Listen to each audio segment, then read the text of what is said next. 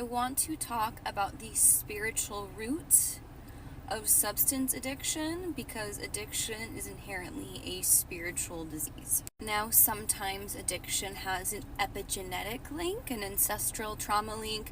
Addiction is passed down through the family, and sometimes addiction comes from a formative trauma. Right? So there is a soul fracture that happens because of a trauma, and then addiction is used to cope with that soul fracture. Now, sometimes addiction is present and there isn't an ancestral or a trauma factor, and I would argue that in those cases, there is either a past life trauma that has not been worked through at a deep unconscious level, or there is neurodivergence at play, because studies of the brain of neurodivergent people show that them just existing in life can have the same effects as a traumatizing experience. If you are interested in learning more about that, I would suggest looking up intense world syndrome theory. Now, I really struggled with drinking in my 20s, and the root of that was early childhood trauma and neurodivergence. And I told myself the story that I needed alcohol to calm my nervous system and feel at ease in my social environment. And that is the case for most people who are struggling with addiction. The substance is giving them something that is helping them to some extent. They feel they can't get that anywhere else. The addiction is soothing a psycho-spiritual affliction.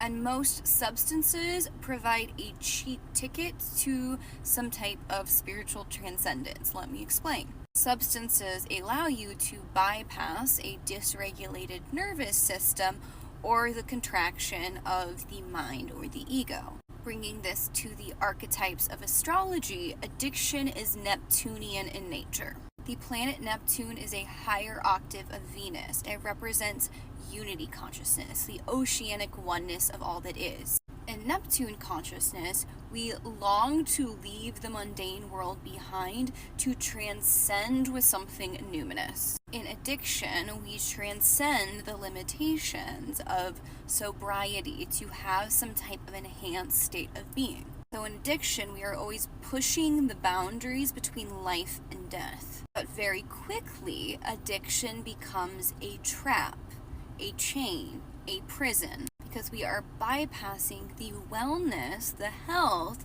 of our body and our mind to achieve this transcendence. Any long-term substance use deteriorates the structure of the body or the mind. Even psychedelics, if you do way too many psychedelics, it's going to deteriorate this right here. And most substances are low frequency in nature, meaning they create holes in your etheric field. Addiction is a draining or parasitic force. So you are using a substance because you feel incomplete. There is a soul fracture. But continuous substance abuse just creates more soul fractures. It continues to disconnect you from the self. So what you are using to make you feel better is actually making you worse in the long run. Now, even though addiction has a spiritual root, by the time substance abuse has set in a long-term way, it is affecting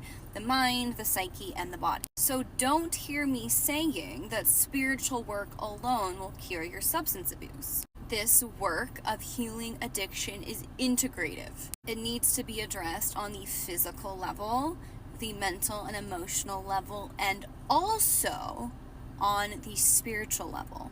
There is a reason why people go to rehab after rehab after rehab after rehab, and they never get better, even though they have a desire to. The soul fracture, the spirit split, isn't being addressed. And there is a reason why someone can have a spiritual awakening and their addiction can be cured overnight. Now, I'm not saying that is the safest method for healing in every instance. So again, don't hear what I am not saying. Your healing journey will be unique to you. If you are on a path of recovery from addiction, here are a few additional resources for you that will address the realm of spirit. Now, please use these methods in addition to seeking traditional recovery methods. Please also do them under the supervision of a therapist. In terms of healing soul fractures, you can see a traditional shamanic practitioner who will do a soul retrieval and a power retrieval for you. But I think the therapeutic modality, internal family systems, is just as effective for this type of work. And there is a good chance that you can find a traditional therapist who maybe even insurance will cover, who is trained in this therapeutic modality. Spiritual embodiment practices can be very helpful. This is yoga. This is also breath work. This can be singing mantra, toning, right?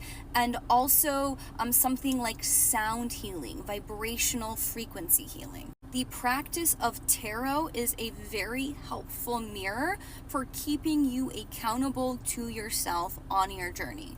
Meditation is amazing, but for a highly traumatized person or a highly neurodivergent person, meditation can be too much right at the beginning. So do something that brings your being into a state of flow and coherence. A non-dogmatic spiritual belief system or practice can be very helpful for you.